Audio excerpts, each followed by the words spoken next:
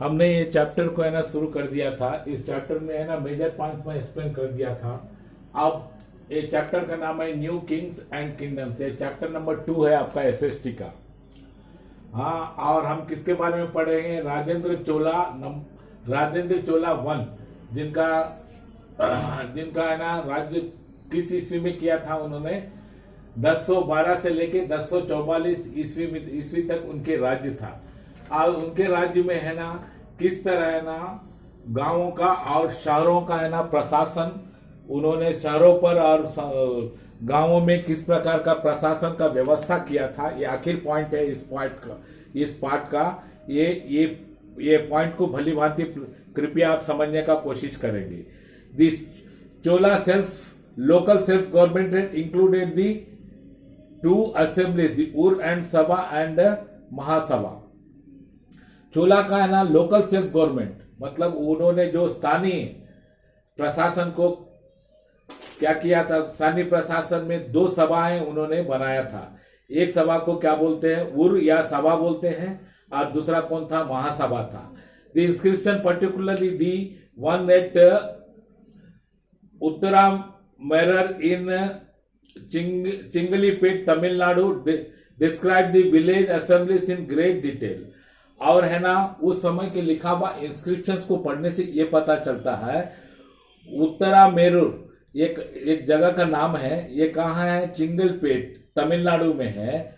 उससे पता चलता है कि उसके पढ़ने से बहुत हद तक है ना ये पता चलता कि गांव में किस प्रकार के सभा हुआ करते थे और किस प्रकार का शासन हुआ करता था। दे टेल दैट दी उर was a general assembly of classes of people who owned land with in the village. उर का नाम मैंने आपको पहले ही बता चुका हूँ। उर एक सभा का नाम है। वो सभा गांव में हुआ करता था। अधिकतर उस सभा में है ना, वो सभा किसका हुआ करता था? गांव के लोगों का हुआ करता था। उसमें जो लोग है ना वो गांव में रहकर अपना जमीन का जो मालकाना होते थे उनका सभा होता था। मतलब गांव में जो जमीन जिनका अपना होता था उन लोग को मिलाकर एक सभा बनाया जाता था। इन कंट्रास्ट द सभा was an assembly found in village where Brahmins owned all the land as a brahmadeya grants. और इस गांव में है ना अधिकतर भूमि के स्वामी कौन हुआ करते थे? ब्राह्मण हुआ करते थे। वो ब्राह्मण जाति के लोग अधिकतर हुआ करते थे, क्योंकि है ना उनको है ना दान दक्षिणा में है ना राजा के तरफ से ब्रह्मदेया जो ग्रांट्स होते हैं उसके तहत उनको है ना जमीन दे दिया जाता था। As the Chola rulers granted land to a large number of Brahmins, a number of Brahmana settlements emerged in the Chola Empire। जैसे कि चोला प्रशासक ने अधिक से अधिक जमीन को है ना ब्राह्मणों में बांट के ब्राह्मणों को देने से क्या हुआ? समझ गए ना? उस समय में क्या हुआ? चोला एम्पायर में, चोला साम्राज्य में किसकी अधिक से आधिपत्य चलती थी? ब्राह्मण जाति के लोगों का, ब्राह्मणों का आधिपत्य है ना बहुत चलता था। This sabha operated through different committees to look after various aspects of local administration. और ये सभा में है ना बहुत से कमिटी बनाए जाते थे। बहुत से कमिटी का काम था कि गांव के है ना बहुत सा चीजों को ऊपर है ना शासन करने के लिए अलग अलग से है ना कम्युनिटी बनाए जाते थे।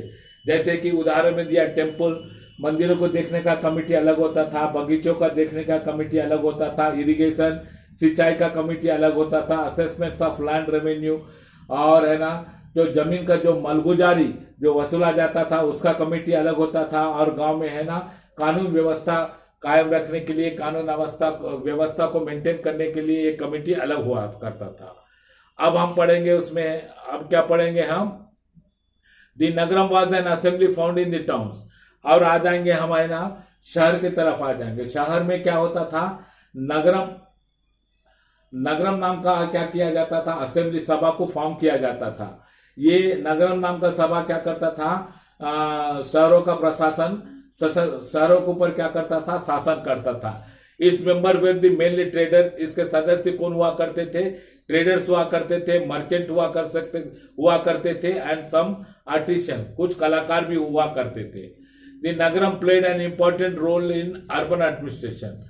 और अर्बन मतलब शहरी प्रशासन में है ना नगरम का बहुत आधिपत्य रहता था, वही सुप्रीम कमेटी होती थी, पूरा है ना शहर का है ना प्रशासन उनके हाथ में हुआ करता था। टाइप्स ऑफ लैंड, तो ये चोला के समय में है ना कुछ जमीन के बारे में है ना विवरण दिया गया है, जैसे कि वेल्लन वगल। वेल्लन वगल एक चीज होता है, एक नाम है, इसका मतलब क्या होता है, लैंड ऑफ नॉन ब्राह्मण पीजेंट प्रोपराइटर्स। मतलब वेल्लन वगल वो जमीन होता है जो जमीन है ना ब्राह्मण को छोड़ के दूसरे जात को है ना दिया गया है, वो दूसरे जात के लोग जमीन का मालिक हुआ करते थे, उनको क्या बोलते थे, वेल्लन वगल बोला जाता था। ब्रह्मदेया, लैंड गिफ्टेड टू ब्राह्मण। ब्रह्मदेया का मतलब क्या होता है, जो दान में है ना ब्राह्मणों को जमीन दिया गया है। बाद में शाला भोगा, land for the maintenance of school. शाला भोगा उसको किया जाता, शाला भोगा उसको कहा जाता है कि जो जमीन है ना स्कूल मतलब विद्यालय को चलाने के लिए दिया गया है, उसको क्या बोलते थे, शाला भोगा बोलते थे। बाद में देवादाना, देवादाना तिरुना मट्टुकनी, ये होता था लैंड गिफ्टेड टू टेम्पल्स। देवादाना क्या होता था, जो मंदिर बनाने के लिए जमीन दिया जाता था उसको देवादाना बोला जाता था। बाद में पल्लीचांडम, लैंड डोनेटेड टू जैना इंस्टीट्यूशन। ये जमीन है ना जैन धर्म के लिए है ना जो जमीन दिया जाता था उसको क्या बोला जाता था, पल्लीचंडम बोला जाता था।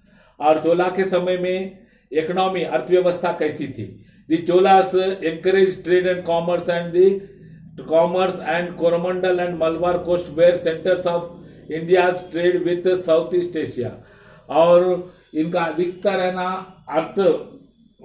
आर्थिक व्यवस्था किसके ऊपर निर्भर था, है ना ट्रेड, व्यापार और कॉमर्स, वाणिज्य के ऊपर निर्भर था।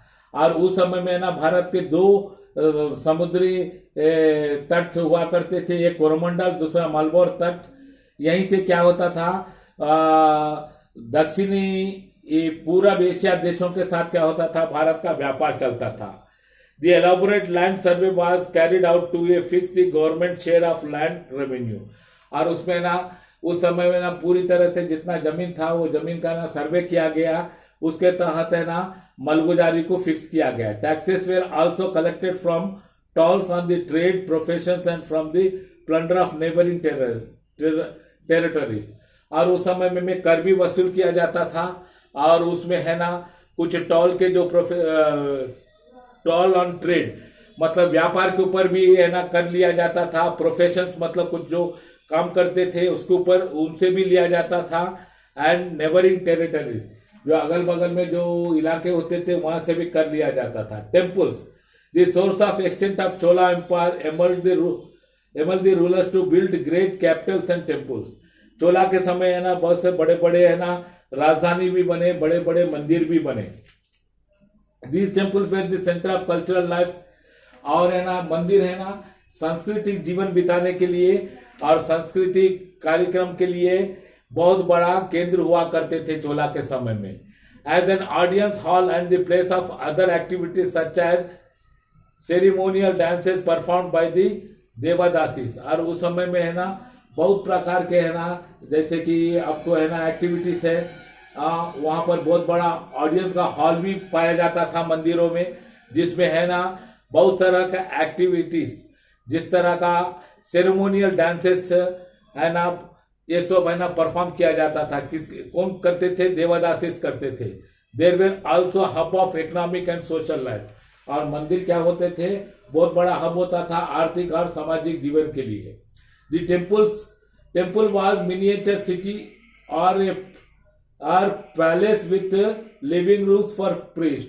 और मंदिर इतने बड़े बड़े बनाए जाते थे कि बाहर से देखने में लगता था कि मंदिर एक शहर है। वहां पर है ना बहुत से जगह हुआ करते थे, वहां पर है ना जो पुजारियों के लिए अपना रहने के लिए, खाने के लिए, पीने के लिए अच्छी व्यवस्था हुआ करती थी।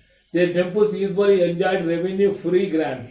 और मंदिरों से है ना किसी प्रकार का है ना कर या ना किसी प्रकार का पैसा या किसी प्रकार का रेवेन्यू राजस्व है ना नहीं लिया जाता था। चोलास इंस्क्रिप्शन। अब लास्ट पॉइंट है इस पार्ट का, इसको अच्छी तरह सुनिए। Our main resources of information on the Chola dynasty and socio-economic life of people are the inscriptions of the period। और चोला के समय के बारे में जानने के लिए उस समय का अभी हमारे पास उसका, हमारे इतिहासकार के पास, हमारे भूगर्भ शास्त्री के पास है ना, बहुत सा है ना इंस्क्रिप्शन कोडने से मिला है। वो इंस्क्रिप्शन पढ़ने से है ना ये पता चला कि उनकी शासन काल क्या थी, वो उनके शासन किस प्रकार की थी, लोग कैसे रहा करते थे, क्या खाया करते थे, क्या उनकी आदतन, क्या उनकी है ना विश्वास हुआ करती थी। Tamil chopper plate inscription recorded the title deeds of land grains. और है ना एक ऐसा चीज मिला जिसमें कि है ना दी तमिल चोपर प्लेट, उसके ऊपर कुछ इंस्क्रिप्शन रिकॉर्ड किया गया जिससे पता चलता है कि title deeds of land grains, और उसमें ना जो जमीन दिया गया है उसके टाइटल्स के बारे में, आल्सो कॉन्क्विस्ट एंड इवेंट्स, और बाद में जो जो दूसरे राज्य को है ना कब्जा किया गया, चढ़ाई करके है ना हासिल किया गया, और कोई अद्भुत घटनाएं घटी उसके बारे में ना जानकारी दिया गया है। Inscription inside the Brihadeeswara temple of Thanjavur also useful reconstruct the history of the period. और तंजावुर में है ना एक बहुत बड़ा मंदिर है, वो मंदिर का नाम क्या है, बृहदेश्वरा टेम्पल है। वहां पर भी है ना शिलाओं के ऊपर है ना बहुत सा चीज लिखा हुआ है, उसे भी पढ़ने से बहुत चीज की जानकारी मिली। We get to know about local self government in Chola empire primarily from the details provided in the Chola king Parantaka one. और है ना चोला डायनेस्टी के राजाओं के बारे में ना बहुत सा इंफॉर्मेशन प्राथमिक हो या बहुत सा मुख्य इंफॉर्मेशन कैसे मिला। चोला किंग परटांका वन मतलब Uttaramerur temple inscription of 909 CE to 921। और वहां पर है ना किंग का चोला किंग परंताका वन, ये कहाँ पाया गया है, Uttara mirror temple inscription. Uttara mirror जो मंदिर है वो उसके ऊपर वहां पर जो इंस्क्रिप्शन मिला गया है, ये मंदिर, ये बात कब का है, 919 से लेकर 921 के बीच के। Some of this also showed the royal seal of dynasty. और उस समय में है ना राजाओं का क्या सील हुआ करता था। Marks of masons are sometimes found on this inscription.